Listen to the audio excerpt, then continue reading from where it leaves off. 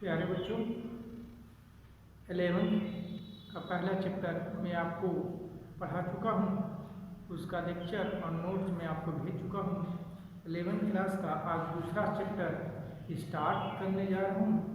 इसको ध्यान से सुनिएगा और नोट्स को पढ़िएगा और घर पे अच्छे से नोट्स बनाकर उसको याद करिएगा। सेकेंड चैप्टर मुद्रा, मनी का अर्थ, कार्य, महत्व, दोष।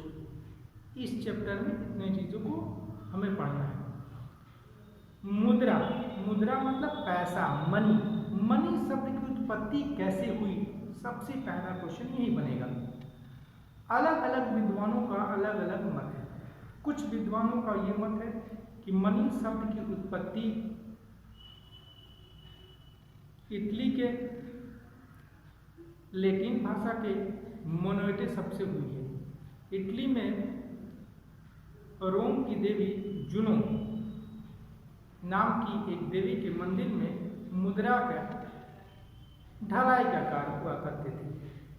उस देवी को मोनेटा के नाम से जाना जाता था।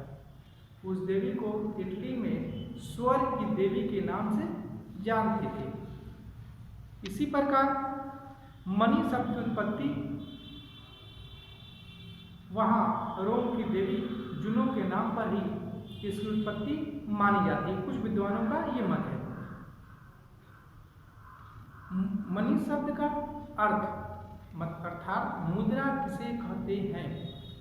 मुद्रा को समझने के लिए मैंने इससे पहले भी आपको पहले चैप्टर में बताया था कि मुद्रा ने वस्तु विनिमय प्रणाली की कठिनाइयों को दूर कर दिया। मुद्रा किसे कहते हैं आज मैं आपको बताऊंगा। मुद्रा होता क्या है। मुद्रा के माध्यम से, या मुद्रा वह वस्तु है या मुद्रा उसे कहते हैं जो सरकार द्वारा मान्यता प्राप्त कोई वस्तु जिसके माध्यम से हम वस्तुओं का क्रय विक्रय, विनिमय, मूल्य का मापक का कार्य करता हो या किया जाता हो, उसे हम क्या कहते हैं, मुद्रा कहते हैं। अन्य शब्दों में मुद्रा उसे कहते हैं जिसके माध्यम से वस्तुओं का क्रय विक्रय होता हो, वस्तुओं या सेवाओं का क्रय विक्रय होता हो, या विनिमय का माध्यम हो, एक्सचेंज जिसके माध्यम से हम कर सकते हैं, उसे मुद्रा कहते हैं। वर्तमान समय में आप देख रहे हैं किसी डॉक्टर के पास सेवा लेने जाते हैं तो उसे पैसा देते हैं। आप किसी स्कूल में पढ़ते हैं तो फीस के रूप में कुछ पैसा देते हैं। कोई वस्तु परचेस करते हैं तो उसके बदले में पैसा देते हैं। उसी को हम क्या कहते हैं, मुद्रा कहते हैं। मतलब मुद्रा क्रय शक्ति का मापक होता है। मुद्रा के माध्यम से कोई वस्तु को हम खरीद सकते हैं या उसमें हम बेच सकते हैं, उसे मुद्रा कहते हैं। अगला क्वेश्चन आपका बनेगा मुद्रा के कार्य। काफी इंपॉर्टेंट क्वेश्चन है, एग्जामिनेशन में ये आता है कि मुद्रा के कार्य बताइए।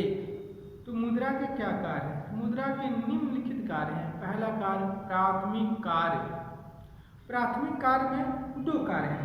नंबर 1 विनिमय का माध्यम और मूल्य का मापक। पहला कार्य विनिमय का माध्यम, ये मुख्य कार्य, दो कार्य हैं।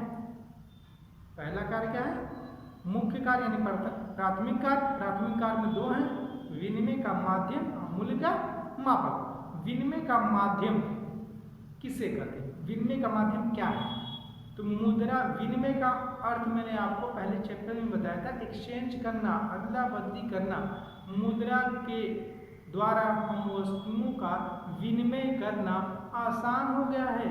हम अपनी वस्तु को मुद्रा में एक्सचेंज करके और अपनी आवश्यकता अनुसार या इच्छा अनुसार कहीं से भी हम अपनी वस्तुओं का क्रय विक्रय कर सकते हैं। ये मुद्रा के द्वारा ही संभव हुआ है। ये मुद्रा के पहला कार्य। मूल्य का मापक, मैंने आपको बताया था कि वस्तु विनिमय प्रणाली की सबसे बड़ी कठिनाई था कि मूल्य का मापक हम कैसे डिसाइड करें।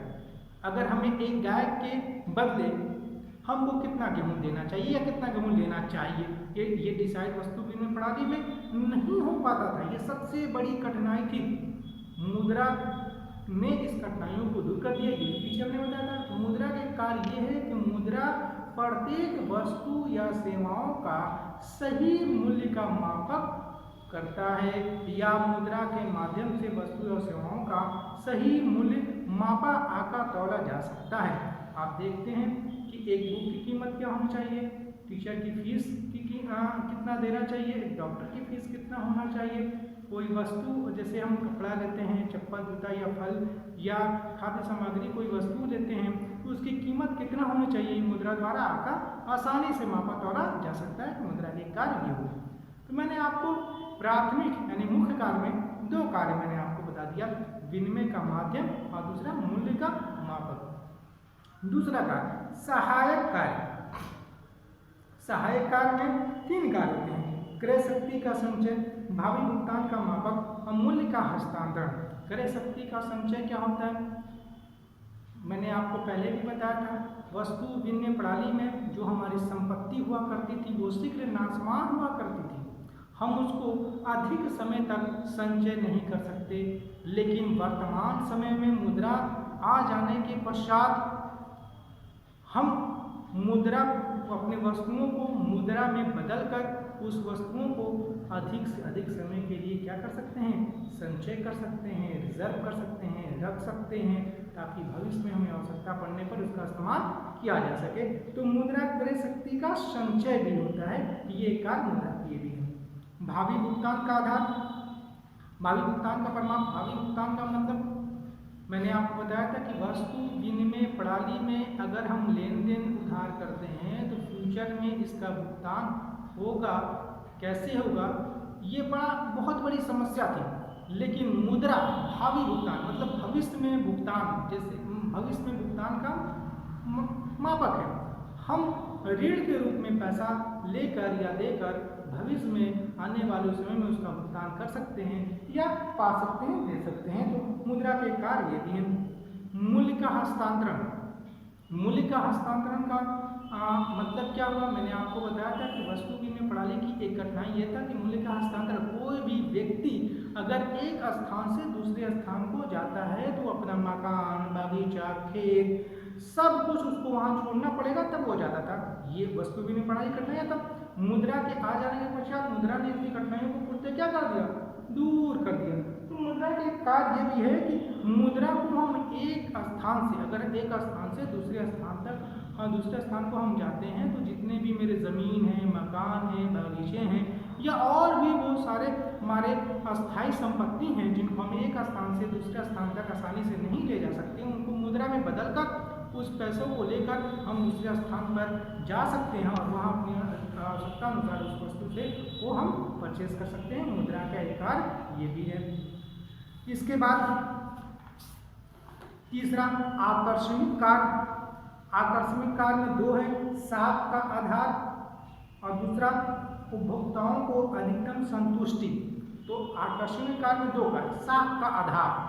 साख क्या होता है, साख पत्र किसे कहते हैं, साख का मतलब होता है विश्वास, क्रेडिट, ये तो साख का वास्तविक अर्थ है। तो साख पत्र, साख मुद्रा कहते किसको, साख मुद्रा अर्थात चेक, विनिमय पत्र, हुंडी, प्रतिज्ञा पत्र, ये क्या है, हमारे साख पत्र होते हैं जो कि हम अपनी इच्छा के अनुसार किसी वस्तु किसी व्यक्ति को उसके इच्छा के अनुसार बिना मुद्रा के इन माध्यमों से क्रय लेन देन कर सकते हैं। तो साख का आधार भी मुद्रा है।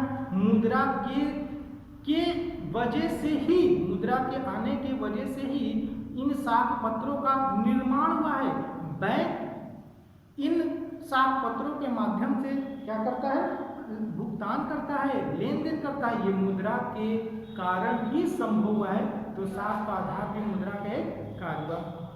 नंबर 2, उपभोक्ताओं को अधिकतम संतुष्टि।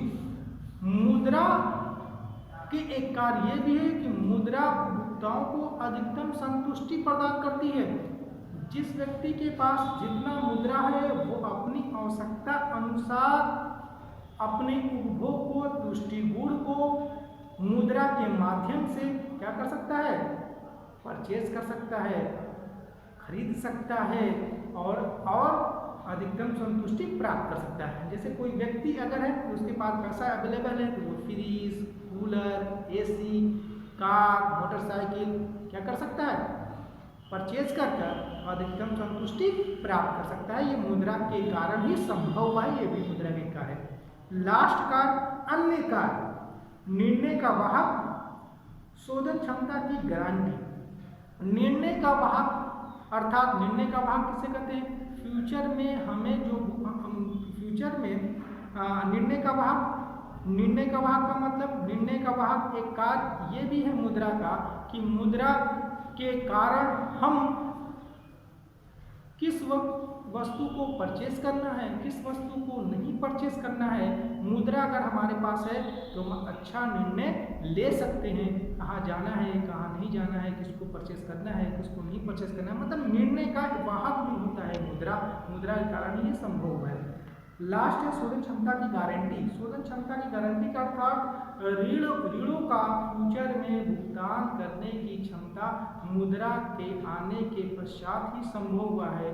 जब मुद्रा नहीं था तो हमारी जो वस्तुएं थी वो शीघ्र नाशवान थी, जिनको शोधन क्षमता की गारंटी नहीं हुआ करती थी। मुद्रा के आ जाने के पश्चात हम फ्यूचर में ऋणों का आसानी से भुगतान कर सकते हैं। तो प्यारे बच्चों, सेकेंड चैप्टर का मैंने आपको 3 क्वेश्चन आज मैंने इस लेक्चर के माध्यम से आपको बता दिया। नंबर 1, मुद्रा शब्द की उत्पत्ति कैसे हुई। नंबर 2, मुद्रा का अर्थ या परिभाषा।